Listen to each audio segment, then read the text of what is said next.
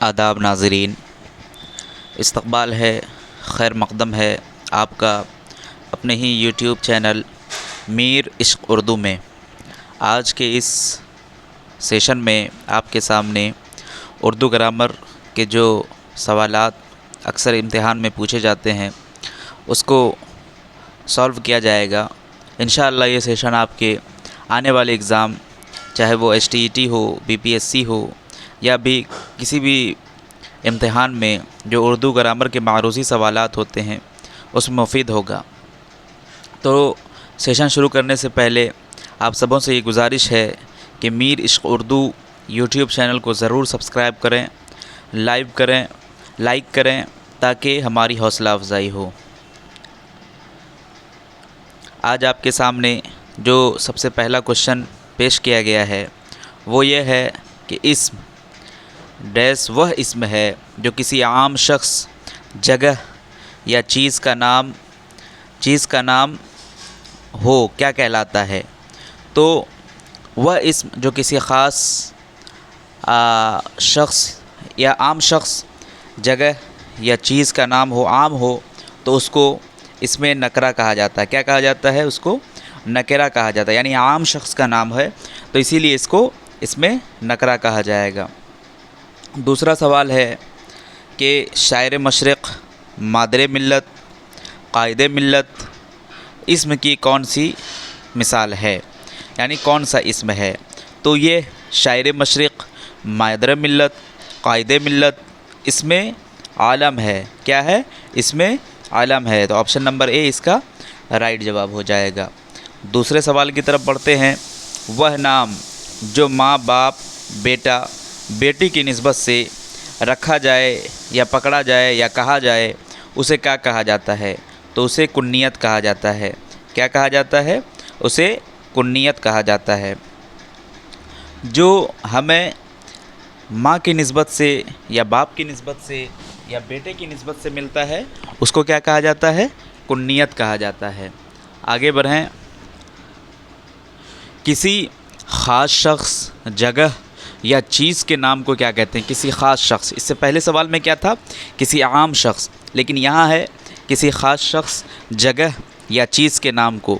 جیسے عام، اب خاص شخص یا جگہ یا چیز کے نام میں ہو جائے گا گنگا ہے، اس کے بعد ستلج ہے، پٹنہ ہے، دہلی ہے، تو یہ اس میں معرفہ کی مثال ہو جائے گی۔ کس کی مثال ہو جائے گی؟ اس میں معرفہ کی مثال ہو جائے گی۔ یہ خاص شخص کی، جگہ یا چیز کے نام کو کہا جاتا ہے۔ آگے دیکھیں، دوسرا سوال ہے وہ صفت جو کسی موصوف میں مستقل طور پر پائی جاتی ہے۔ وہ صفت جو کسی موصوف میں یعنی کسی ذات میں مستقل طور پر پائی جاتی ہے اس کو کیا کہا جاتا ہے؟ تو اس کو صفت ذاتی کہا جاتا ہے۔ کیا کہا جاتا ہے؟ اس کو صفت ذاتی کہا جاتا ہے، یعنی جو کسی ذات سے جس کا تعلق ہو، جس صفت کا، اس کو صفت ذاتی کہا جائے گا۔ اگلا سوال ہے زین اور عابد اچھے دوست ہیں، اس جملے میں اور کیا ہے؟ یعنی اور، یہاں پہ زین اور عابد کے بیچ میں جو اور لفظ لگا ہوا ہے یہ کیا ہے؟ تو یہ حروف کیا ہے؟ حروف عطف ہے۔ کیا ہے؟ حروف عطف ہے۔ یہ ایک دوسرے کے بیچ میں رابطہ کا کام کر رہا ہے، اسی لیے اس کو حروف عطف کہا جائے گا۔ اس کا صحیح جواب حروف عطف ہو جائے گا۔ آگے بڑھیں۔ اے عاطف، کیا ہے سوال؟ اے عاطف، اے عاطف اس جملے میں اے کیا ہے؟ اے عاطف کی جملے میں کیا ہے؟ اے کیا ہے؟ تو اے جو ہے یہ حروف استفہام ہے، حروف شرط ہے، حروف ندا ہے یا پھر امر ہے؟ تو اس جملے میں اے جو ہے یہ اے حروف ندا ہے۔ کیا ہے؟ حروف ندا ہے، یعنی ہم کسی کو پکار رہے ہیں، کسی کو کہہ رہے ہیں اے عاطف، یعنی اس کو اپنی جانب متوجہ کر رہے ہیں، تو یہ اے حروف ندا ہو جائے گی۔ آگے سوال کی طرف بڑھتے ہیں ہم۔ کسی بھی شخص کی توصیفی نظم کو یعنی جس میں اس کے وصف کو بیان کیا گیا ہو اس کو کیا کہا جاتا ہے؟ یعنی کسی بھی شخص کی جب ہم کسی بھی شخص کے بارے میں نظم کہہ رہے ہیں، کسی بھی ذات کے بارے میں نظم کہہ رہے ہیں، تو اس نظم کو ایسی نظم کو کیا کہا جاتا ہے؟ قصیدہ کہا جاتا ہے، ڈرامہ کہا جاتا ہے، مرثیہ کہا جاتا ہے، مثنوی کہا جاتا ہے، نظم کہا جاتا ہے۔ تو کیا کہا جاتا ہے؟ تو جو شخص کی توصیفی نظم ہو اس کو قصیدہ کہا جاتا ہے۔ کیا کہا جاتا ہے؟ قصیدہ۔ جیسے بہادر شاہ ظفر کی شان میں غالب نے قصیدے کہے، اس کے علاوہ جو ہے اور ذوق نے بہادر شاہ ظفر کی شان میں قصیدے کہے، 54 قصائد ذوق کے لکھے ہوئے ہیں۔ تو یہ سب کیا ہو جائے گا؟ قصیدہ کی مثال ہو جائے گی، جس میں کسی ذات کے بارے میں توصیفی نظم بیان کیا گیا ہے کسی شخص کے بارے میں، تو اس کو قصیدہ کہا جائے گا۔ آگے دیکھیں، مسلسل طویل قصیدہ جس کا موضوع انسانی ہو اور کردار متنوع ہو کیا کہلاتا ہے؟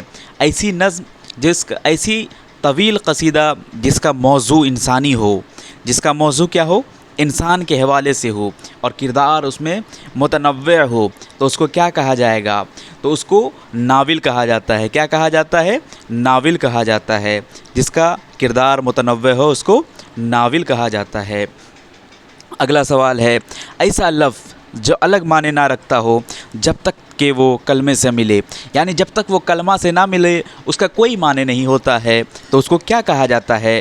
موضوع کہا جاتا ہے، اسم کہا جاتا ہے، محمل کہا جاتا ہے، کلمہ کہا جاتا ہے۔ تو اس کو کیا کہا جاتا ہے؟ تو اس کو محمل کہا جاتا ہے۔ کیا کہا جاتا ہے؟ محمل۔ موضوع اور محمل دو طرح کے لفظ ہوتے ہیں، ایک ہوتا ہے موضوع جو کہ بامعنی ہوتا ہے، اور ایک ہوتا ہے محمل جس کا کوئی معنی نہیں ہو۔ تو جس کا کلمہ سے ملے بغیر کوئی معنی نہ ہو اس کو محمل کہا جاتا ہے۔ اگلا سوال کی طرف بڑھیں۔ غزل کا شعر جس میں شاعر اپنا تخلص پیش کرتا ہے اس کو کیا کہتے ہیں؟ مطلع کہتے ہیں، ذیب مطلع کہتے ہیں، مقطع کہتے ہیں، یا شاہ بیت کہتے ہیں؟ تو غزل کا وہ شعر جس میں شاعر اپنا تخلص پیش کرتا ہے اس کو مقطع کہا جاتا ہے۔ کیا کہا جاتا ہے؟ آپشن نمبر سی، مقطع کہا جاتا ہے۔ جس میں شاعر اپنا تخلص پیش کرتا ہے اس کو مقطع کہا جاتا ہے۔ اب دیکھیں یہ سوال، اس میں معرفہ کی کتنی قسمیں ہیں؟ اس میں معرفہ کی کتنی قسمیں ہیں؟ تو اس میں معرفہ کی 4 ہے، 5 ہے، 6 ہے یا 7 ہے؟ تو اس میں معرفہ کی 7 قسمیں ہو جائیں گی۔ اس میں معرفہ کی کتنی قسمیں ہو جائیں گی؟ 7 قسمیں ہو جائیں گی۔ جس شعر میں کسی واقعے کی طرف اشارہ کیا گیا ہو اس کو کیا کہا جاتا ہے؟ اب شعر پوچھا جاتا ہے امتحان میں، اب تک یہ صدا آتی ہے موسیٰ کے لحد سے، آواز سنی ہے تیری صورت نہیں دیکھی۔ تو اس میں جو ہے ہم ایک شعر پیش کر رہے ہیں اور اس میں کسی واقعہ کی طرف اشارہ کر رہے ہیں، یعنی حضرت موسیٰ علیہ السلام جب طور پر گئے تھے اللہ سے ملاقات کے لیے، تو وہاں پر جو ہے ایک واقعہ بیان کیا جا رہا ہے کہ انہوں نے صرف آواز سنی اور وہ بے ہوش ہو گئے، تو صرف صورت نہیں دیکھی، انہوں نے صرف آواز سنی ہے۔ تو اس میں ایک واقعہ کی طرف اشارہ کیا جا رہا ہے اس شعر میں، تو اس کو کیا کہا جائے گا؟ اس کو کہا جائے گا تلمیح۔ اس کو کیا کہا جائے گا؟ تلمیح۔ جس شعر میں کسی واقعہ کی طرف اشارہ کیا جائے اس کو تلمیح کہا جاتا ہے، اس کو تلمیح کہا جاتا ہے۔ ابن مریم ہوا کرے کوئی، ابن مریم ہوا کرے کوئی، تو ابن مریم یعنی مریم کے جو اولاد تھے اس کے بارے میں، تو اس میں بھی واقعہ کی طرف اشارہ کیا جا رہا ہے۔ اب دیکھیں، جب کسی جملے میں فاعل کا فعل معلوم ہو تو اس کو کیا کہیں گے؟ یہ سوال BPSC میں ہو پوچھا گیا تھا۔ جب کسی جملے میں فعل کا فاعل معلوم ہو تو اس کو کیا کہا جاتا ہے؟ فعل لازم کہا جاتا ہے، فعل متعدی کہا جاتا ہے، فعل تام کہا جاتا ہے، یا فعل معرفہ کہا جاتا ہے؟ تو جس جملے میں فعل کا فاعل معلوم ہو اسے فعل معرفہ کہا جاتا ہے۔ اس کو کیا کہا جاتا ہے؟ فعل معرفہ کہا جاتا ہے۔ اب دیکھیں، خواجہ میر درد میں درد کیا ہے؟ لقب ہے، خطاب ہے، تخلص ہے، کنیت ہے؟ تو خواجہ میر درد میں درد کیا ہے؟ درد یہ تخلص ہے۔ خواجہ میر درد 1721 میں پیدا ہوئے تھے، 1785 میں ان کا انتقال ہوا تھا، تو یہ درد جو ہے درد ان میں تخلص ہے۔ جیسے مرزا اسد اللہ خاں غالب کا جو تخلص ہے کیا ہے؟ غالب ہے۔ ان کا اصل نام مرزا اسد اللہ خاں۔ اسی طرح آپ دیکھیں گے سر سید احمد خان، تو سر سید احمد خان کا نام جو ہے ان کا جو لقب ہے تو ان کا لقب کیا ہے؟ آہی ہے، لیکن ان کا اصل نام کیا ہے؟ احمد خان، سر ان کو خطاب ملا تھا سید احمد خان، سر سید احمد خان۔ اسی طرح خواجہ الطاف حسین حالی پانی پتی کا تخلص حالی ہے، لیکن ان کا اصل نام جو ہے الطاف حسین ہے، خواجہ الطاف حسین ہے۔ آگے دیکھیں رباعی میں کتنے مصرعے ہوتے ہیں؟ تو رباعی میں 4 مصرعے ہوتے ہیں، اور رباعی کا سب سے مقبول جو مصرعہ ہوتا ہے وہ چوتھا ہوتا ہے۔ رباعی میں کتنے مصرعے ہوتے ہیں؟ 2، 3، 4، 5، یہ آپشن میں ہمیشہ دیا رہتا ہے۔ تو رباعی کے 4 مصرعے ہوتے ہیں، اور چوتھا مصرعہ جو ہے رباعی کا وزنی ہوتا ہے۔ اب دیکھیں بلکہ، مگر، لیکن گرامر کی روح سے کیا کہلاتا ہے؟ بلکہ، مگر، لیکن، یہ 3 حرف ہیں۔ اس کو گرامر کی روح سے اگر ہم دیکھیں گرامیٹیکلی تو یہ کیا کہا جاتا ہے؟ حروف ایجاب کہا جاتا ہے، حروف استدراک کہا جاتا ہے، حروف استفہام کہا جاتا ہے، یا حروف جامع کہا جاتا ہے۔ تو ایسے حروف جو 2 جملوں کے درمیان آ کر پہلے جملے کا شک رفع دفع کرے، پہلے جملے میں اگر کوئی شک ہو اس کو دور کرے تو اس کو کیا کہا جاتا ہے؟ حروف استدراک کہا جاتا ہے۔ جو شک کو رفع دفع کرے اس کو حروف استدراک کہا جائے گا۔ تو بلکہ، مگر، لیکن، تم جو کہہ رہے ہو نا، بلکہ یہ بات صحیح ہے، تم جو پہلی والی بات کہہ رہے ہو اس سے بہتر یہ ہے کہ یہ بات صحیح ہے۔ تو اگر ہم بلکہ وہاں پہ لا دیں گے تو وہاں پر جو شک ہے ان دونوں جملوں کے درمیان تو وہ صحیح ہو جائے گا۔ تو حروف استدراک کی تعریف کیا؟ ایسے حروف جو 2 جملوں کے درمیان آ کر پہلے جملے کا شک رفع دفع کرے تو وہ حروف استدراک کہا جاتا ہے۔ تو بلکہ، مگر، لیکن یہ حروف استدراک کی مثال ہے۔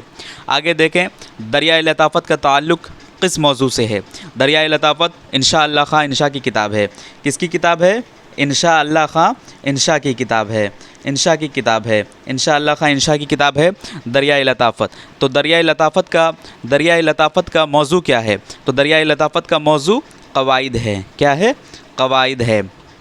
ایگزام میں سوال رہتا ہے دریائے لطافت کا موضوع کیا ہے؟ اب جس کو اپنے اردو گرامر صحیح کرنی ہو تو وہ انشاء اللہ خان انشاء کی دریائے لطافت کا ضرور مطالعہ کریں۔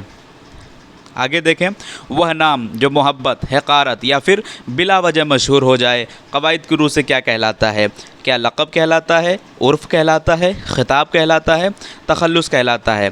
تو جو محبت، حقارت یا پھر بلا وجہ مشہور ہو جائے، جیسے گاؤں میں کسی کا نام رکھ دیا گیا چنو، کسی کا نام رکھ دیا گیا منو، کسی کا نام منگلو، بدھوا، تو یہ سب کیا لفظ ہے؟ عرفی لفظ ہے۔ تو اس کو کیا کہا جاتا ہے؟ جو کسی محبت کی وجہ سے یا حقارت کی بنا پر یا پھر بلا وجہ ایسے ہی لوگ گاؤں گھر میں نام رکھ دیتے ہیں تو اس کو کیا کہا جاتا ہے؟ عرف کہا جاتا ہے۔ اتنے ہی سوالات کے ساتھ آج کے اس سیشن کو ختم کیا جاتا ہے۔ امید کرتے ہیں کہ آپ کو اس سے ضرور فائدہ ہوگا، اور آنے والا جو امتحان ہے BACB HTET 2023 اس میں آپ لوگ ضرور استفادہ حاصل کریں گے۔ اور ایسے ہی ویڈیو کو دیکھنے کے لیے آپ سے گزارش ہے کہ ہمارے YouTube چینل میر عشق اردو کو ضرور سبسکرائب کریں اور اس سے فائدہ حاصل کریں۔ شکریہ۔